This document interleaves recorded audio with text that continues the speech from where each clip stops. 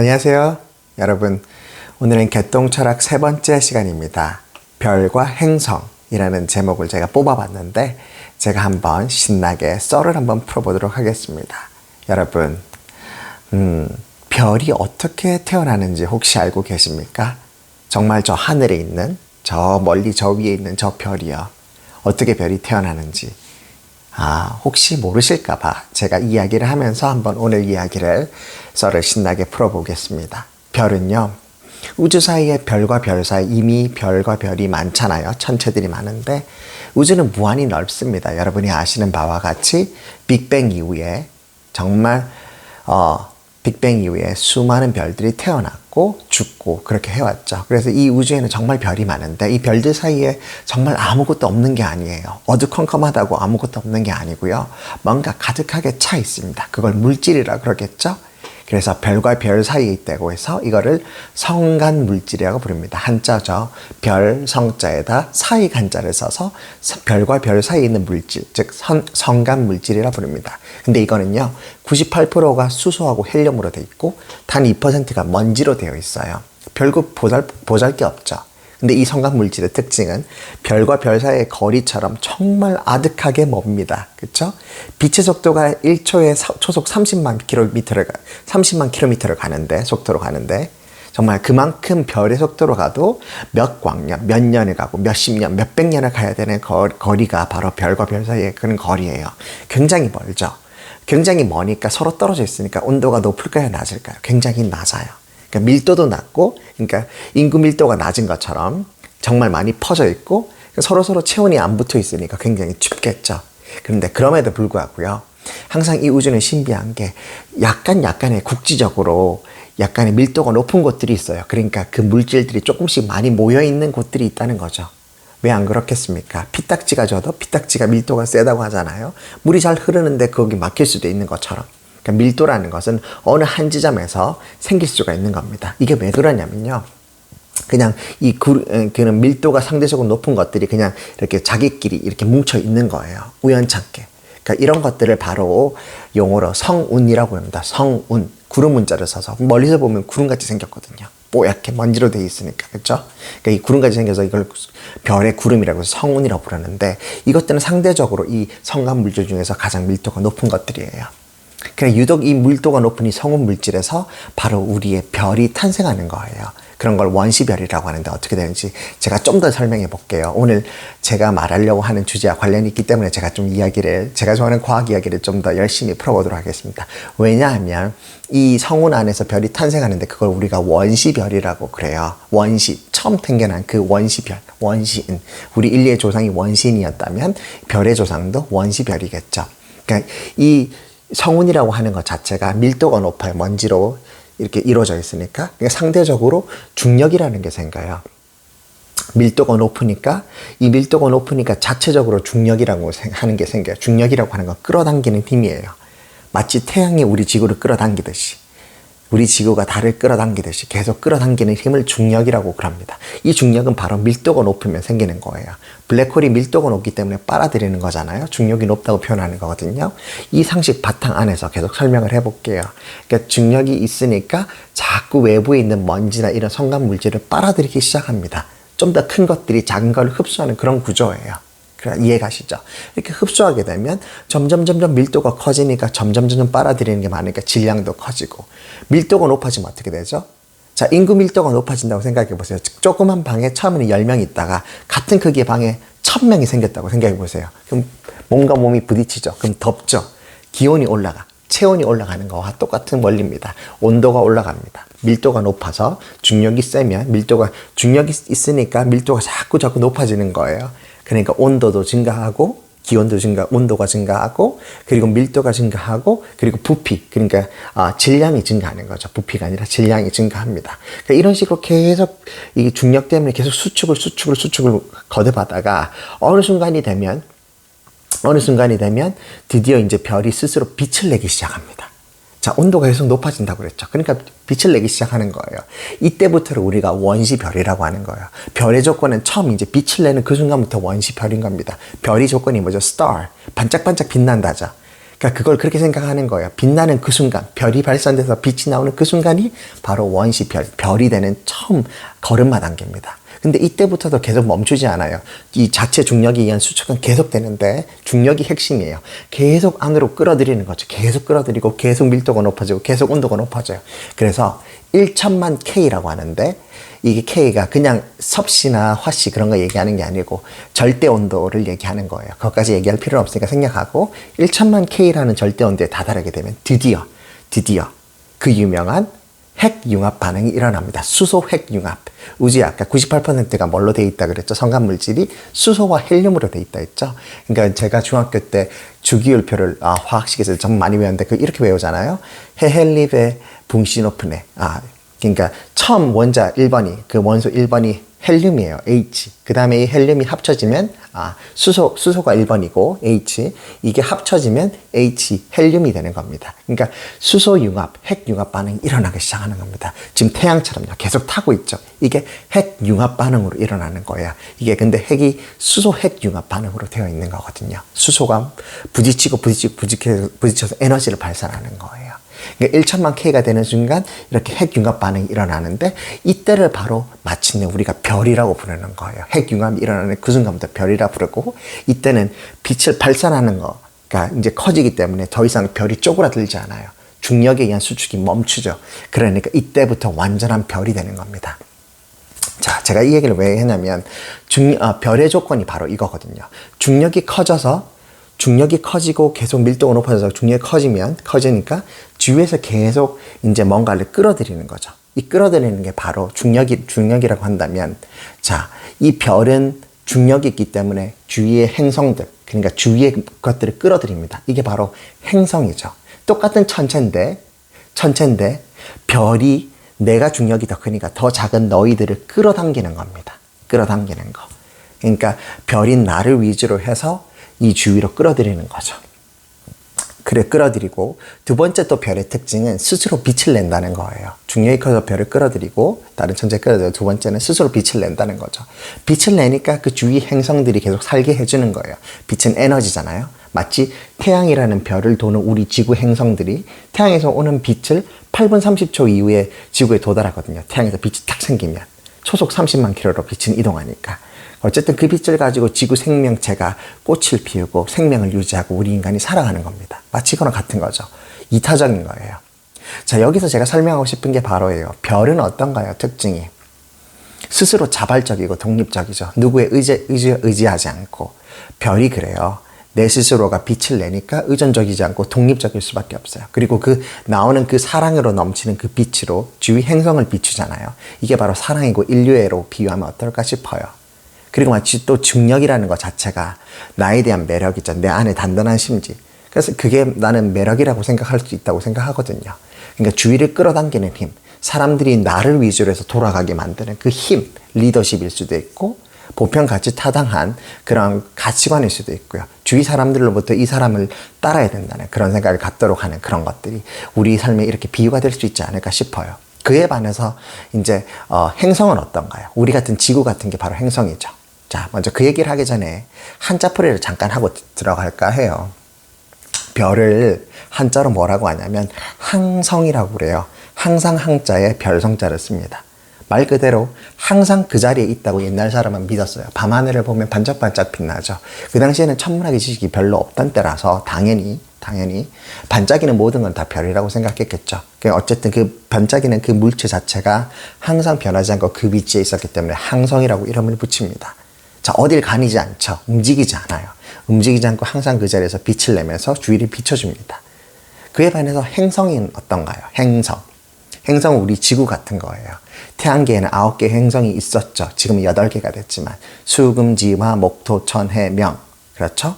9개가 있었고 지금 8개 명왕선이 나가면서 그 얘기도 이제 좀 해야 되겠네요. 8개가 됐습니다. 자, 어쨌든 행성은 어떤가요? 한자풀이를 잠깐 하자면 단일 행자, 움직일 단일 행자에 별성자를 씁니다.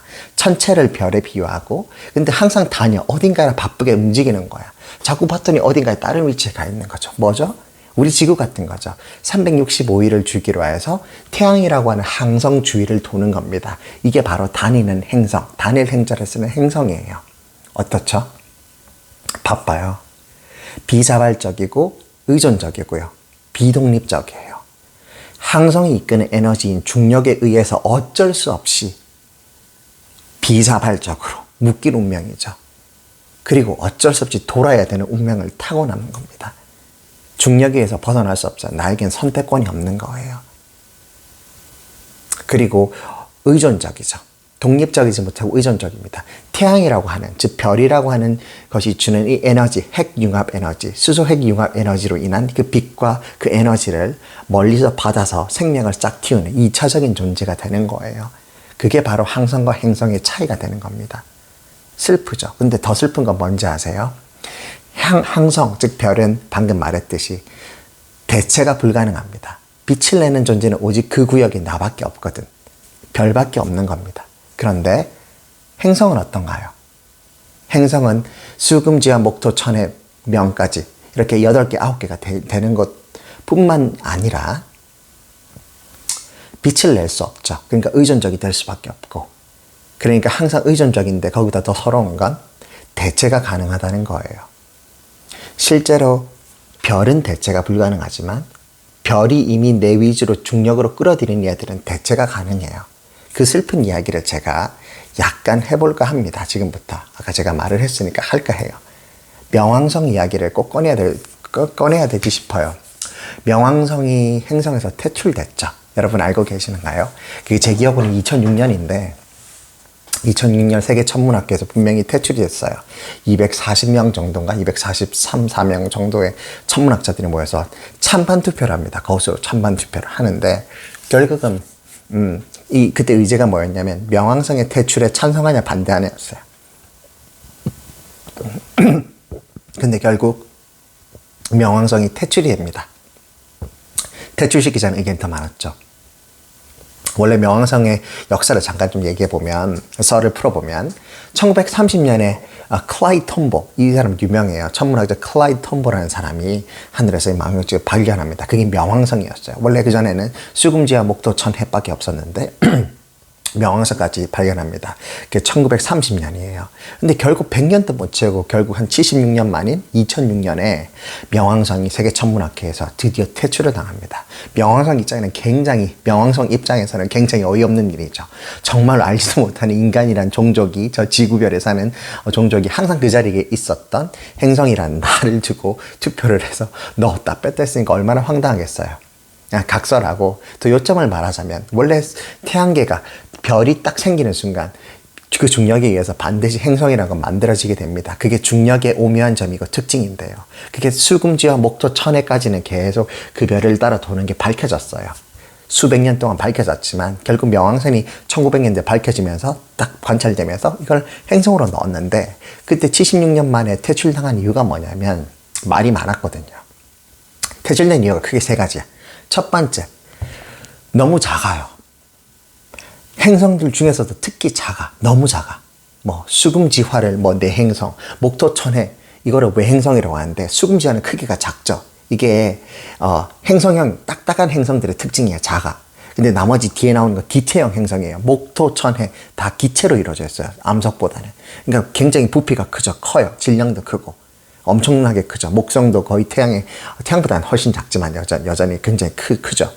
그러니까 내행성, 외행성이 다른데 유독 명왕성은 내행성보다도 훨씬 작은 거예요. 수성, 목, 수금지화 말도 안 되게 더 작은 거예요. 이거보다. 그러니까 말 다 했죠. 이상한 거예요. 첫 번째, 크기가 너무 왜소했어요. 왜소할 왜자예요. 왜소하다는 거예요. 그래서 외행성으로 나중에 강등이 되는데 이게 첫 번째. 두 번째, 제일 중요한 거, 천체 중요한 거 뭐죠? 천체에 있어서 중력. 모든 별은 중력을 가지지만 또 질량이 있는 모든 것은 중력을 가진다가 이게 과학 이론이거든요. 그럼 당연히 행성도 질량이 있으니까 중력을 가질 거 아닙니까?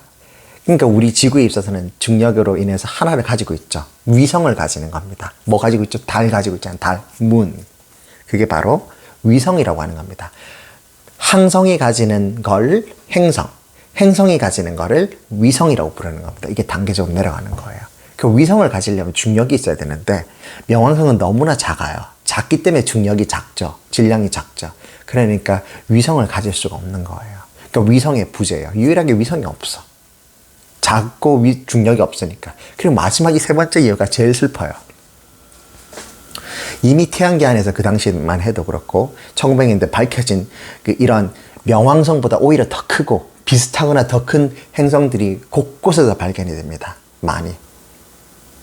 그래서 이미 명왕성은 독특한 행성의 지위를 여전히 하나도 누릴 수 있는 게 없었어요. 독특한 게 하나도 없었거든. 마지막 3번이 제일 뼈아프죠. 1번, 2번 없는 거 서러운 거 알겠어. 서자라고 쳐요. 근데 마지막에 너무나 얘보다 더 잘난 애들이 벌써 발견이 된 거예요. 주위에서. 그러니까 어쩔 수 없이 퇴출이 당한 거예요. 자, 별은 대체가 불가하다. 그렇죠? 근데 행성은 뭐다? 대체가 가능하다는 게 진짜 슬픈 사실입니다. 우리 삶이라고 뭐가 다를까요? 제 생각에도 그래요. 우리 삶도 똑같아요. 누군가는 리더가 있고 어느 조직이든 누군가는 따르는 자가 있습니다. 저는 누가 우월하다, 열등하다 그걸 얘기하고 싶은 게 아니에요. 이 사회적 구조가 원래 그런 거란 걸 얘기하고 싶고, 그렇다면 어떤 사람이 리더인지 잘 보십시오. 스스로 빛을 내는 사람이죠. 독립적인 사람이고 자발적인 사람입니다.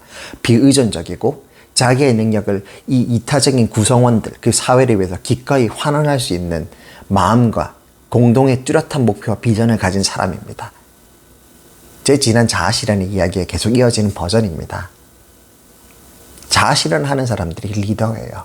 그에 반해서 보통의 황금률에 의해서 20대 80의 법칙에 의해서 이 보통의 사람들은 어떨까요? 80%, 그리고 나머지 80% 또 80% 그런 보통의 사람들은 어떨까요? 그냥 밑에 받쳐주는 사람인가요? 아니요. 그런 뜻으로 말하는 게 아니에요. 상대적으로 행성의 삶을 사는 사람들이 많다 이거죠. 리더에 비해서 상대적으로 비자발적이고 의존적이고 그럴 수밖에 없는 거예요. 상황이 따라 다 다르기도 하고, 그리고 그 상황을 넘어서는 그것은 무슨 이유가 있어서 그렇기도 하고요. 제가 드리고 싶은 말이 이거예요. 하고 싶은 말은 누가 행성이 되고 누가 별이 되는 걸까요? 그리고 그건 누가 정하는 거죠? 이런 고민 해보신 적 있으신가요? 저는 아마 한 20살 때 정도에 굉장히 이 고민을 치열하게 했던 것 같습니다. 정말 고뇌했단 말은 진짜 머리 쥐어 뜯어가면서 반지하에 살 때였는데 바퀴벌레가 돌아다니고 이렇게 돈벌레가 천장에 기어다니고, 그리고 한번 비가 오면 밑에 장판이 새고 꿉꿉한 냄새가 나고 그런 데서 제가 살았습니다. 그 반지하에서 제가 치열하게 고민을 한 게 그거였어요. 책을 붙잡으면서 나는 어디로 갈 것인가? 나는 리더가 돼야 되나? 리더에 순응하는 존재가 돼야 되나? 어떻게 살아야 내가 옳은 것인가? 치열하게 고민 끝에 결정했죠. 오늘 당장부터 나는 별의 삶을 살 거야 라고. 그때부터 제 인생이 바뀌었습니다. 그 전부터도 저는 꿈이 있는 학생이었고 청년이었지만 더 가속 페달을 밟았던 건 바로 그 반지하에서부터 시작된 것 같아요. 제 안에 있는 무슨 내적 동기가 발달해서 화학작용이 일어났던 게 바로 그 시기였던 것 같아요. 치열하게 고민하는 건 나쁜 게 아니거든요. 제가 그때 고민했던 것은 그 주체가 내가 될 수 있다는 것에 대한 의구심이었어요. 이 결정을 내가 내려도 되나?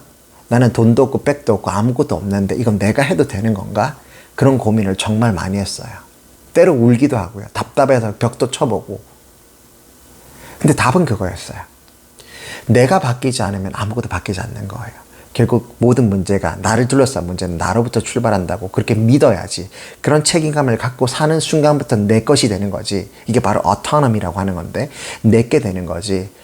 수수방관하고 그냥 내게 아닌 것처럼 살면 나는 그에 순응하는 게 되고 변화 없이 나는 그에 따르는 종속자가 된다고, 그런 결론에 다다랐습니다. 여러분이 결정하시는 겁니다.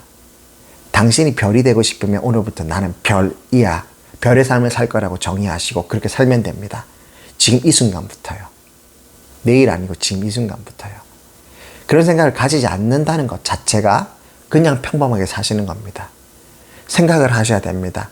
나는 어디서 왔고 어디로 가야 되고, 그리고 왜 사는지, 그리고 어디로 가서 어떻게 살아야 하는지까지. 그게 자아실현으로 가는, 꼭대기로 가는 열쇠입니다. 그 자아실현을 이루기 위한 제 개똥 철학을 계속 말씀드리는데, 첫 번째 별과 행성은 이런 차이가 있다는 걸 말씀드리고 싶었어요.